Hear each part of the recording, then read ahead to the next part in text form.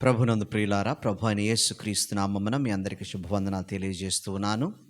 ఈ దినమందు దేవుని సన్నిధిలో చేరి దేవుని నామాన్ని స్తుతించి ఆరాధించడానికి మిమ్మల్ని ప్రేమపూర్వకంగా ఆహ్వానిస్తున్నాను. తల వంచినట్లయితే చిన్న ప్రార్థనతో నేటి ఆరాధనలోనికి ప్రవేశిద్దాం.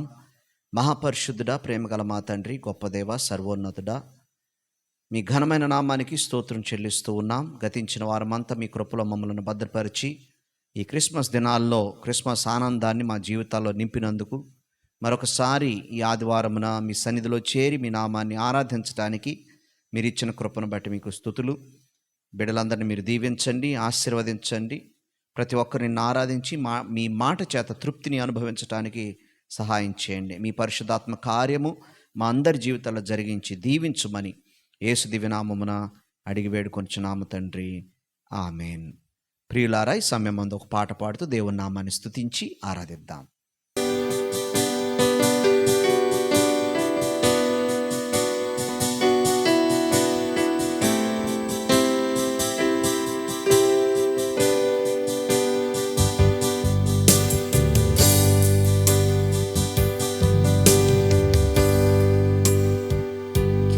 మహిమకు పాత్రుడా, ఘనతకు అర్హుడా, మా చేతులెత్తి మేము నిన్నారాధింతుము. మహిమకు పాత్రుడా, ఘనతకు అర్హుడా, మా చేతులెత్తి మేము నిన్నారాధింతుము. మహోన్నతుడా, అద్భుతాలు చేయువాడా, నీ వంటి వారు ఎవరు? నీ వంటి వారు లేరు. మహోన్నతుడా, అద్భుతాలు చేయువాడా, నీ వంటి వారు ఎవరు? నీ వంటి వారు లేరు.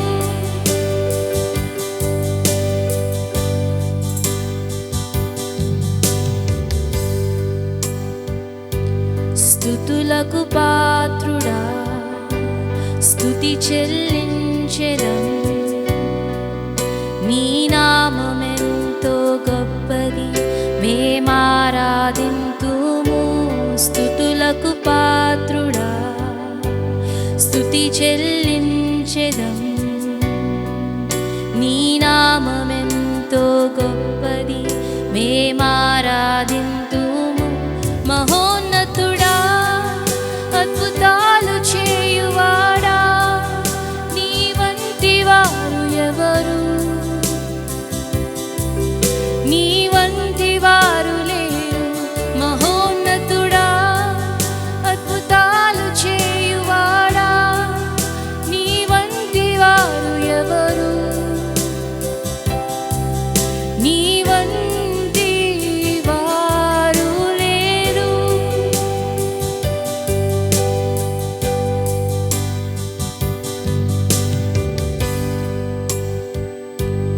అద్వితీయ దేవుడా, ఆది సంభూతుడా, మా కరములను జోడించి మేము మహిమ పరచేదం. అద్వితీయ దేవుడా, ఆది సంభూతుడా, మా కరములను జోడించి మేము మహిమ పరచేదం. మహోన్నతుడా, అద్భుతాలు చేయువాడా, నీ వంటి వారు ఎవరు? నీ వంటి వారు లేరు. మహోన్నతుడా, అద్భుతాలు చేయువాడా, నీ వంటి వారు ఎవరు? నీ వంటి వారు లేరు.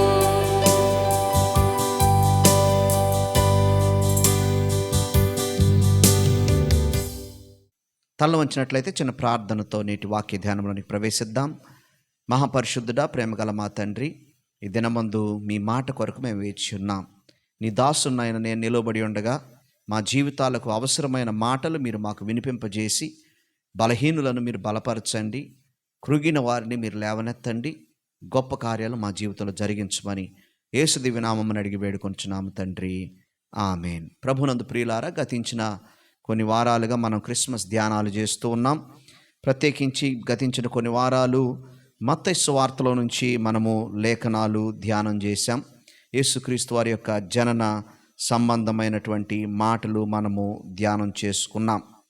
ఈ వారమందు లూకా సువార్త 1వ అధ్యాయము 46వ వచనం నుండి 55వ వచనం వరకు ఉన్నటువంటి మరియ యొక్క స్తుతి గీతమును మనము ధ్యానం చేద్దాం. ఈ గీతము తగ్గింపు, విశ్వాసముతో కూడినటి గీతముగా ఉంటూ ఉంది.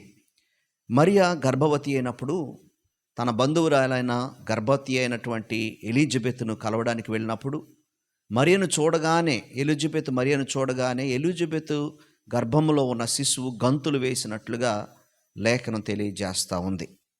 శిశువు ఎలా గంతులు వేస్తుందండి స్వరం విని అంటే, వైద్యులు చెప్పే మాట ఏంటంటే దాదాపుగా 25-26 వారాలు ఆ బిడ్డకి గర్భంలో వచ్చినప్పుడు, అనగా 6 నెలలు వచ్చినప్పుడు బయట స్వరాలు కూడా వారు వినగలుగుతారు, శబ్దాలు వినగలుగుతారు. ప్రత్యేకంగా తల్లి స్వరం అయితే చాలా స్పష్టంగా వారు గుర్తించగలుగుతారని చెబుతూ ఉన్నారు. మొత్తానికి ఆ బిడ్డ యోహాను గంతులు వేయడం మనం చూస్తాం. ఎలిజబెత్ ఆత్మావేశం చేత పరిశుద్ధాత్మతో నిండుకొనినదై స్త్రీలలో నీవు ఆశీర్వాదింపబడిన దానివని ఒక చక్కటి గీతాన్ని ఆలపించినట్లుగా మనం చూస్తున్నాం. తర్వాత ప్రభు తల్లి అయినటువంటి మరియ కూడా ఆమె ఆత్మావేశం చేత ఒక పాట పాడుతుంది, జవాబుగా ఒక పాట పాడుతూ ఉంది. ఇది పాట, అది మనం జ్ఞాపకం చేసుకోవాలి. దీన్ని మ్యాగ్నిఫికాట్ అని లాటిన్ భాషలో పిలుస్తారు. మ్యాగ్నిఫికాట్ అనేటువంటి మాట మ్యాగ్నిఫైజ్ అనేటువంటి అర్థాన్ని ఇస్తుంది, అనగా ఘనపరుచుట అనేటువంటి అర్థాన్ని ఇస్తూ ఉంది. కనుక మరియా దేవుని ఘనపరిచింది కనుక దీనికి ఘనపరిచినటువంటి పాటగా పిలుస్తూ ఉంటారు. కనుక ప్రియులారా, లూకా సువార్త 1వ అధ్యాయంలో ఈ 46వ వచనం నుంచి మరియ పాడినటువంటి పాటలో నుండి కొన్ని పాఠాలు మనం నేర్చుకుందాం. మొట్టమొదటిగా మరియ దేవునిని ఆరాధించింది, మరియ దేవునిని ఘనపరిచింది. Mary worshipped God and magnified him for what he has done in her life. ఆమె జీవితంలో దేవుడు చేసిన కార్యాన్ని బట్టి మరియ దేవుణ్ణి ఘనపరిచి ఆరాధించింది. అంటుంది, నా ప్రాణము ప్రభువును ఘనపరుచుచున్నది అన్నమాట అంటుంది. నా ప్రాణము ప్రభువును ఘనపరుచుచున్నది. చాలాసార్లు మన జీవితాల్లో నాకు అది లేదు, నాకు ఇది లేదు అని బాధపడుతూ ఉంటాం. కానీ దేవుడు మన జీవితాల్లో చేసినటువంటి మేళ్లను బట్టి మనము దేవునిని ఘనపరచవలసిన వారమై ఉన్నాం. మన మేళ్ళు లెక్కించుకొని దేవుణ్ణి స్తుతించవలసిన వారమై ఉన్నాం.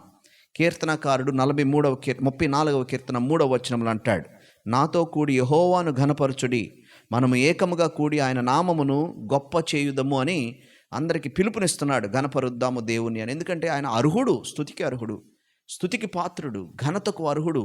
మరియ దేవునిని ఘనపరిచినట్లుగా మనం చూస్తాం. 34వ కీర్తన 2వ వచనంలో కూడా యెహోవాను బట్టి నేను అతిశయించుచున్నాను, దీనులు దానిని విని సంతోషించుతారంటూ దేవునిని బట్టి అతిశయించటం, దేవునిని ఆరాధించటం అనేది మనం చూస్తూ ఉన్నాం. రెండవది, మరియ దేవుని యందు ఆనందించింది అన్నమాట మనం చూస్తాం. ఈ పాటలో ఆయన తన దాసురాలి దీనస్థితిని కటాక్షించెను, నా ఆత్మ నా రక్షకుడైన దేవుని యందు ఆనందించెను అన్నమాట మనం చూస్తాం. నా రక్షకుడు నా రక్షకుడైనటువంటి దేవుని యందు నా ఆత్మ ఆనందించింది. దేవుని ప్రియబిడ్డలారా, చాలాసార్లు మనం ఈ లోకపు వస్తువుల్లో, లోకపు పరిస్థితుల్లో ఆనందాన్ని వెతుక్కుంటాం, కానీ శూన్యమే, మనకేం దొరకదు. దేవునిలో ఆనందాన్ని వెతుక్కునే వారంగా మనం ఉంటే, నిజమైన ఆనందాన్ని మనం ఏ పరిస్థితుల్లో ఉన్నా సరే అనుభవించగలిగిన వారంగా మనం ఉంటాం. దేవుని ప్రియబిడ్డలారా, దేవుడు మరియ జీవితంలో చేసిన కార్యాన్ని బట్టి మరియ ఆనందిస్తూ ఉంది. మరియలాగే హన్నా కూడా తను దీనురాలుగా, నిందించబడిన దానిగా, బాధపరచబడిన దానిగా ఉన్నప్పుడు దేవుడు తన గర్భాన్ని తాకి బిడ్డను అనుగ్రహించినప్పుడు 1 సమూయేలు గ్రంథం 2వ అధ్యాయం 1వ వచనంలో అంటుంది, నా హృదయము యెహోవా యందు సంతోషించుచున్నది అంటుంది. నా హృదయము యెహోవా యందు సంతోషించున్నది, యెహోవా యందు నాకు మహాబలము కలిగెను అన్నమాట అంటా ఉంది. కనుక రెండవదిగా మరియ వలె మనం కూడా ఈ క్రిస్మస్ దినాల్లోనేమి, ఈ సంవత్సరం అంతానేమి, మన జీవితకాలం అంతా కూడా దేవుని యందు ఆనందించే వారంగా మనం ఉండాలి. మూడవదిగా మరియ తను తగ్గించుకుంటుంది. ఈ పాటలో ఆమె ఏమంటుంది? తన దాసురాలు అని తాను దాసురాలిగా, దేవునికి దాసురాలిగా ప్రస్తావించుకుంటుంది. తన దీనస్థితి గురించి మాట్లాడుతుంది. మరియ చాలా ప్రాక్టికల్గా మనం ఆలోచన చేస్తే ఆ రోజుల్లో ఉన్న పరిస్థితిని బట్టి, ఈ మధ్యకాలంలో ఒక స్కూల్ వారు ఆ యొక్క నేటివిటీ సీన్ వేస్తూ ఖరీదైనటువంటి పర్పుల్ వస్త్రాలు యోసేపుకి మరియకు ధరింపజేశారు అని నేను విన్నాను. ప్రియులారా, మరి ఆ రోజున ఎలాంటి వస్త్రాలు ధరించుంటుంది? కటిక పేదరికంలో ఉన్నటువంటి పరిస్థితుల్లో దీనురాలుగా ఉంది. అంతేకాదు, ప్రజలకు తెలియదు, ఎవరన్నా ఆ నోట ఈ నోట ఈమె గర్భవతి ఇలాగా మనకు తెలియదు ఎలా జరిగిందో అని. దేవుడి మాటలు నమ్మరు కదా జనాలు. మాట్లాడుకుంటే ఎన్ని రకాలుగా నిందలు, శ్రమలు, బాధలు, కష్టాలు అనుభవించవలసి వచ్చి ఉంటుందో, అలాంటి దీనురాలు దేవుడు నన్ను కటాక్షించాడు అని తను దేవునిని గణపరుస్తున్నట్లుగా మనం చూస్తూ ఉన్నాం. మనం తగ్గించుకోవాలి. యాకోబు రాసిన పత్రిక 4వ అధ్యాయం 10వ వచనం మనం చూస్తే, ప్రభు దృష్టికి మిమ్మల్ని మీరు తగ్గించుకోండి, అప్పుడు ఆయన మిమ్మల్ని హెచ్చించును అన్నమాట మనం చూస్తాం. చాలాసార్లు మనం ఎందుకు ఎక్కువగా బాధపడిపోతూ ఉంటామంటే, నాకు తగినంత ఘనత, నాకు తగినంత స్థాయిని ఇతరులు నాకు ఇవ్వలేదు అని బాధపడుతూ ఉంటాం. మనల్ని మనం తగ్గించుకున్నప్పుడు దేవుడు మనల్ని హెచ్చిస్తాడు. మరి ఆ దీనురాలుగా తాను సంబోధించుకుంటా ఉంది, దాసురాలుగా సంబోధించుకుంటుంది. అంతేకాకుండా మరియ నిరీక్షణ కలిగి ఉన్నట్లుగా మనం చూస్తూ ఉన్నాం. దేవుని పట్ల నిరీక్షణ కలిగి ఉన్నట్లుగా మనం చూస్తాం. భవిష్యత్తులో, ఇప్పుడు శ్రమ, బాధ, కష్టమే కానీ భవిష్యత్తులో నన్ను ధన్యురాలని పిలుస్తారు, లోకమంతా నన్ను ధన్యురాలని పిలుస్తారు అని చాలా సంతోషంగా ఆ మాట 49వ వచనంలో, సర్వశక్తిమంతుడు నాకు గొప్ప కార్యములు చేశాను గనుక ఇది మొదలుకొని అన్ని తరముల వారు నన్ను ధన్యురాలని అందురు. భవిష్యత్తులో అనబోతూ ఉన్నారు. ఇప్పుడు అనడం లేదు ఎవరు పెద్దగా. అంటే ఎలిజబెత్ అందనుకోండి, కానీ అందరూ అంతగా తన జీవితకాలంలో పొగిడిన వారు తక్కువ మందే. కానీ ఇప్పటి వరకు కూడా ప్రపంచవ్యాప్తంగా యేసుక్రీస్తు వారి తల్లి మరియ అనేటువంటి గొప్ప ధన్యత ఆమెకు వచ్చినట్లుగా మనం చూస్తూ ఉన్నాం. 33వ కీర్తన 20వ వచనంలో మనం చూస్తే, మనము యెహోవా పరిశుద్ధనామమందు నమ్మిక ఉంచున్నాము, ఆయనను బట్టి మన హృదయం సంతోషించుచున్నది, మన ప్రాణము యెహోవా కొరకు కనిపెట్టుకొనుచున్నది, ఆయనే మనకు సహాయము చేయును, మనకు కేడుమనై ఉన్నాడు అంటూ దేవుని యందు నిరీక్షణ కీర్తనకారుడు చూపిస్తున్నట్లుగా మనం చూస్తూ ఉన్నాం. We need to hope in God. దేవుని ప్రియ బిడ్డలారా, ఈ క్రిస్మస్ దినాల్లో మీరు ఏ స్థితిలో ఉన్నారో నాకైతే తెలియదు, కానీ దేవుని యందు నిరీక్షణ కలిగి ఉంటే దేవుని కార్యాలు మనం చూసేవారంగా ఉంటాం. ఈ లోకస్తులకే గొప్ప ఆశాజనకంగా వారు ఉంటూ ఉంటారు. ఒకసారి ఒక ఆయన మరణశిక్ష ఆయనకు విధించబడిందంట రాజుగారి చేత. ఆ మరణశిక్ష తప్పించుకోవాలని ఒక అపాయం పన్నాగం పన్ని రాజుగారి దగ్గరికి వెళ్ళి అంటాడు, రాజా మీకు ఒక గుర్రం ఉంది కదా, యుద్ధాల్లో అన్ని గుర్రాలు పరిగెడతాయి, మీ గుర్రం ఎగిరేలాగా నేను చేస్తాను, 1 సంవత్సరం టైం ఇవ్వండి అంటాడు. ఎందుకు సంవత్సరం టైం ఇవ్వండి అని అంటాడు ఎవరితో అంటాడు. ఏమంటాడంటే, ఈ సంవత్సరంలో బహుశా రాజుగారు చచ్చిపోవచ్చు, లేకపోతే గుర్రం చచ్చిపోవచ్చు, లేకపోతే నేను చచ్చిపోవచ్చు, ఏదైనా కావచ్చు, ఒకవేళ గుర్రం కూడా ఎగరొచ్చేమో మనకేం తెలుసు అంటాడు. దేవుని ప్రియబిడ్డలారా, మనం ఆయన ఎలాంటి ఆశాజనకంగా ఉన్నాడో చూడండి. అలాంటి లోకస్తుడికి అంత ఆశాజనకంగా ఉండే పరిస్థితి ఉంటే, మనము నిజమైన దేవుణ్ణి ఆరాధించే వాళ్ళం నిరీక్షణ కలిగి ఉండాలి కదా. మరియ నిరీక్షణ కలిగి ఉంది. భవిష్యత్తులో నన్ను ఈ విధంగా ధన్యురాలు అంటారు అని దేవుని యందు నిరీక్షణ కలిగి ఉన్నట్లుగా మనం చూస్తూ ఉన్నాం. తర్వాత మరియ జ్ఞాపకం చేసుకుంటుంది, ఇలాంటి నిరీక్షణ ఎక్కడి నుంచి వచ్చింది, ఇలాంటి నమ్మిక ఎక్కడి నుంచి వచ్చింది, ఇలాంటి తగ్గింపు ఎక్కడి నుంచి వచ్చింది, దేవుడు తన పట్ల చేసిన కార్యాలను జ్ఞాపకం చేసుకుంటూ ఉంది. అందుకే కదా మొదటి నుండి చదువుకుంటూ వస్తే, ఆయన ఈ దీనురాల్ని, దాసురాల్ని కటాక్షించాడు అంటూ ఆయన గొప్ప కార్యాలు చేశాడు, సర్వశక్తిమంతుడు నాకు గొప్ప కార్యాలు చేశాడు అని తన పట్ల, అలాగే ఇశ్రాయేలు ప్రజల పట్ల దేవుడు చేసేటువంటి కార్యాలను బట్టి దేవుని స్తుతిస్తూ ఉంది. ఎందుకంటే ఆమె గుర్తు చేసుకుంటూ ఉంది, దేవుని కార్యాలను గుర్తు చేసుకుంటూ ఉంది. 77వ కీర్తన 11వ వచనంలో మనం చూస్తాం, యెహోవా చేసిన కార్యములను, పూర్వము జరిగిన నీ ఆశ్చర్య కార్యములను నిన్ను మనస్సునకు తెచ్చుకొందును, నీ కార్యమంతయు నేను ధ్యానించుకొందును, నీ క్రియలను నేను ధ్యానించుకొందును. చాలాసార్లు మనము ఈ లోకంలో మనకున్న కష్టాల మీద మన ధ్యానం పెట్టుకుంటాం, ధ్యాస పెట్టుకుంటాం, కానీ దేవుడు చేసే కార్యాలను మనం ధ్యానించే స్థితిలో ఉండము గనుకనే విచారకరమైనటువంటి, స్తుతించలేనటువంటి స్థితిలో మనం మిగిలిపోతూ ఉంటాం. కానీ మరియ జ్ఞాపకం చేసుకుంటుంది, దేవుని స్తుతిస్తూ ఉంది. ఆఖరిగా మరియ దేవునిపై ఆధారపడుతున్నట్లుగా మనం చూస్తూ ఉన్నాం. లూకా సువార్త 1వ అధ్యాయం మనం చూసినప్పుడు, ఆయన తన బాహువుతో పరాక్రమము చూపెను. దేవుడే ఈ కార్యం జరిగించాడు. అలాగే ఆయనే అబ్రహామునకును అతని సంతానమునకును యుగాంతము వరకు తన కనికరము చూపి జ్ఞాపకము చేసుకుందునని మన పితరులతో సెలవిచ్చినట్టు ఆయన తన సేవకుడైన ఇశ్రాయేలుకు సహాయము చేసును. ఎవరు సహాయం చేస్తారు? లోకంలో దేని మీద మరి ఆధారపడలేదు, కానీ దేవుని మీద మరి ఆధారపడుతూ ఉంది. She depended, she relied on God. కనుక ఆమె యొక్క రిలయన్స్ ఆన్ గాడ్, ఆమె దేవుని యందు ఏ విధంగా ఆధారపడిందో, నమ్మిందో, ఆనుకుందో అది మనం చూస్తున్నాం. యెషయా గ్రంథం 41వ అధ్యాయం 13వ వచనంలో, నీ దేవుడనే యెహోవా నాకు నేను భయపడకము, నేను నీకు సహాయం చేసేదనని చెప్పుచు నీ కుడి చేతిని పట్టుకొనుచున్నాను అని దేవుని వాక్యములో మనం చూస్తాం. ఆయన మనల్ని పట్టుకొని నడిపించేవాడు, మనం నమ్మడానికి ఆయన నమ్మదగిన దేవుడు అన్న మాట మనం చూస్తాం.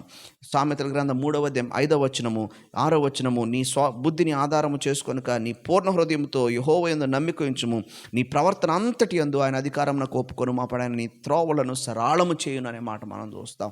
ప్రియులారా, చాలాసార్లు మన త్రోవలు సరళం కాకపోవడానికి కారణం ఏంటంటే మన స్వబుద్ధిని ఆధారం చేసుకొని దేవునికి మన ప్రవర్తనలో అధికారం ఇవ్వడం లేదు. ఎందుకు ఇవ్వడం లేదు?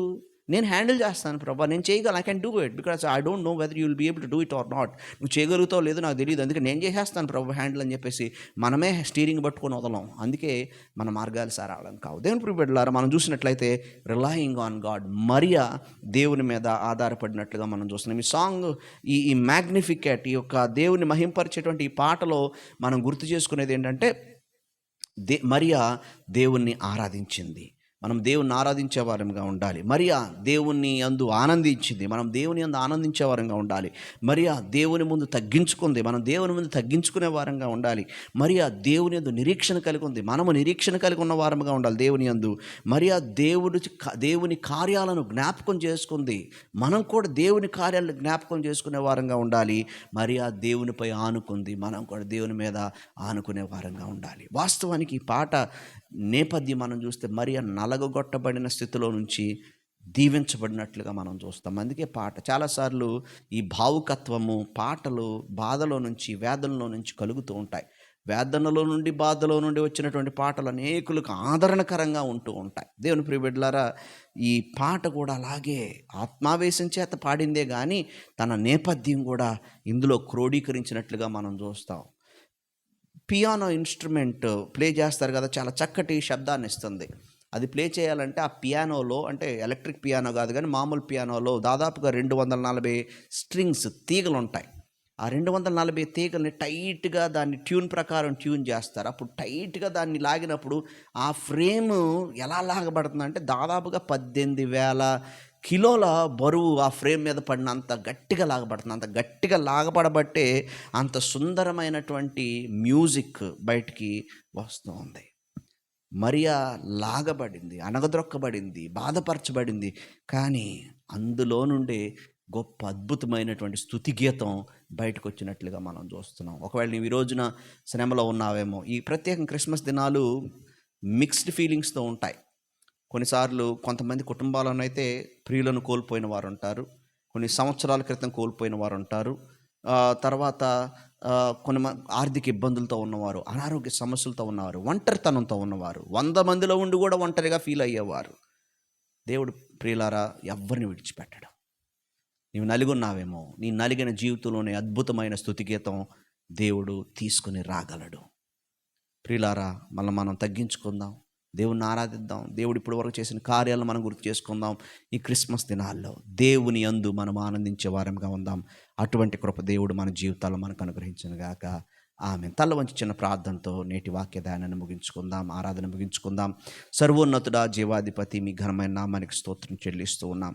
ఈ దినమందు మీ సన్నిధిలో చేరి మీ మాటలు ధ్యానించాం. మ్యాగ్నిఫికెట్లోంచి ప్రభా మరియ యొక్క దీన స్తుతి గీతంలో నుంచి మేము నేర్చుకున్న పాఠాలు, నిన్ను ఆరాధించే వారంగా, నిన్ను గణపరిచే వారంగా, నిన్ను మహింపరిచే వారంగా, నీ దగ్గర తగ్గించుకున్న వారంగా, నీ అందు ఆనందించే వారంగా ప్రభా మేము ఉండడానికి సహాయం చేయమని ప్రార్థన చేస్తూ ఉన్నాం. ప్రభా నా తండ్రి, నీవు చేసిన కార్యాలను గుర్తు చేసుకునే వారంగా మేము ఉండడానికి సహాయం చేయండి. ఈ క్రిస్మస్ దినాల్లో ప్రతి కుటుంబాన్ని మీ ఆనందంతో నింపండి ప్రభా. ఆదరణ లేక, బాధలో, శ్రమలో, ఒంటరితనంతో, అనారోగ్యంతో, ఆర్థిక ఇబ్బందులతో, వేదనతో ప్రభా నా తండ్రి రిజెక్షన్తో బాధపడుతున్న వారు మీరు జ్ఞాపకం చేసుకోనండి. ఇమ్మానుయేలు దేవునిగా నీవు వచ్చావు ప్రభా, మాతో ఉన్నవాడవు నీవని గ్రహించి ప్రతి ఒక్కరు వారి జీవితాలను మీకు సమర్పించి ఆదరణ పొందడానికి సహాయం చేయమని ఆరాధనలో పాల్గొన్న బిడ్డలందరినీ దీవించమని యేసు దివ్యనామమున అడిగి వేడుకొంచున్నాం తండ్రి, ఆమేన్. మన తండ్రి అయిన దేవుని ప్రేమయు, కుమారుడైన క్రీస్తు వారి కృపయు, పరిశుద్ధాత్మ సహవాసం కూడి వచ్చిన మనందరికీ, సార్వత్రిక సంఘానికి, సర్వలోకానికి సదా తోడై కాపాడునుగాక. ఆమేన్.